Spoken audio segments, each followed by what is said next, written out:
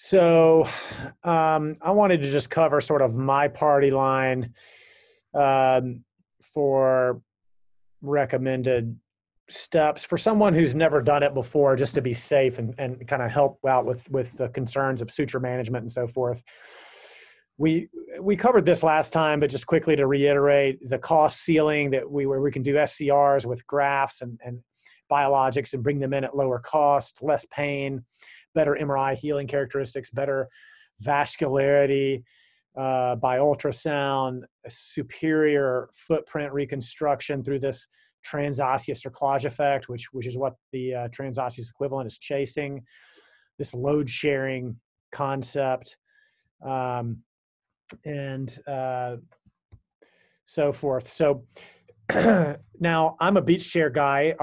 Who is anyone here lateral? Anybody on lateral? Or are we all beach chair? Beach chair? Okay. I know you can do it laterally, but probably my biggest caveat is on this diagram here, having a low starting portal where you do a spinal needle straight across the tuberosity. And that way, when you go in on the deltoid, you're lifting up a little bit on the deltoid, and then when you engage the medial tunnel, you're able to rotate low. You want to fight the deltoid on the way up and have it help you rotate down. If you go in too high, like the white arrow on the anchor portal, you're going to really struggle coming down low. So like anything arthroscopically, the wrong trajectory will just give you trouble the rest of the case. So it's a lower portal placement. That's the most salient thing to remember in the beginning.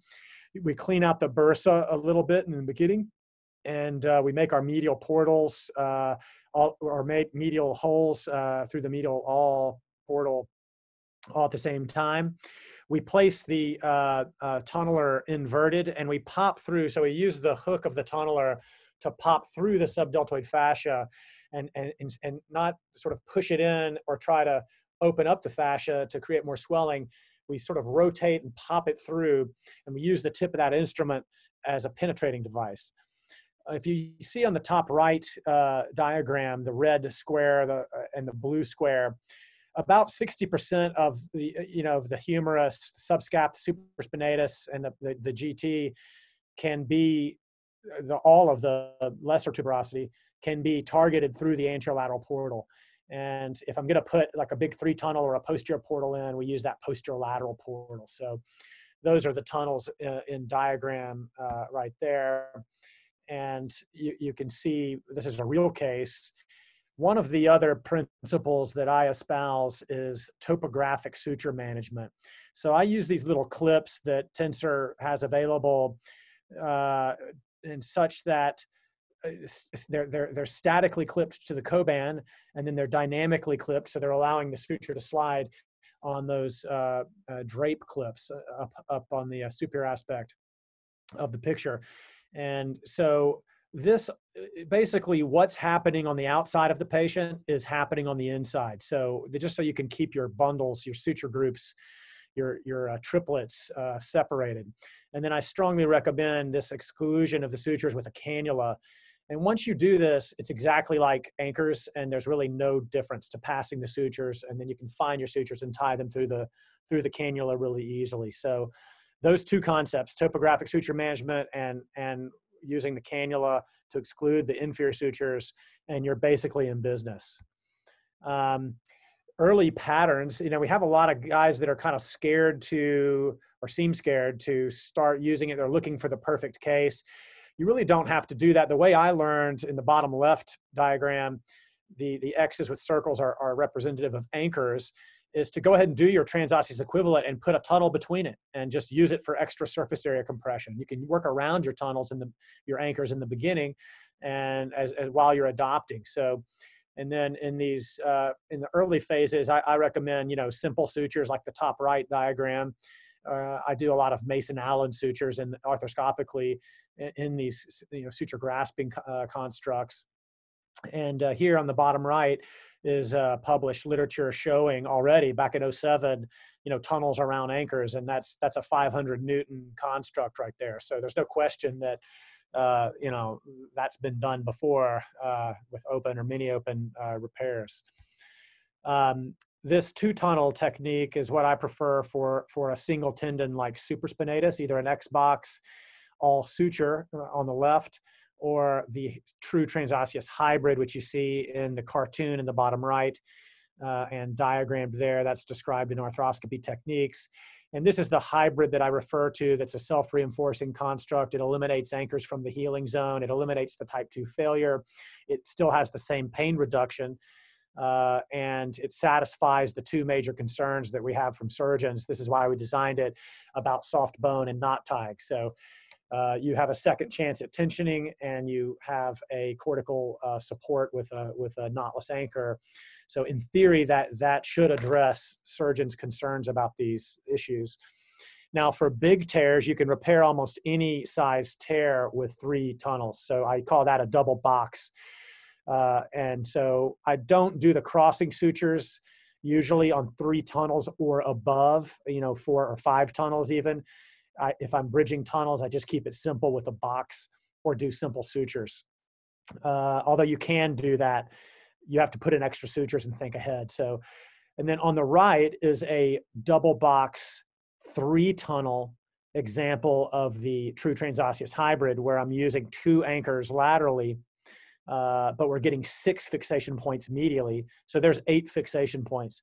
So I'm constantly doing 9, 10, you know, 12 fixation points by methods like these, and getting extremely strong, you know, repair constructs.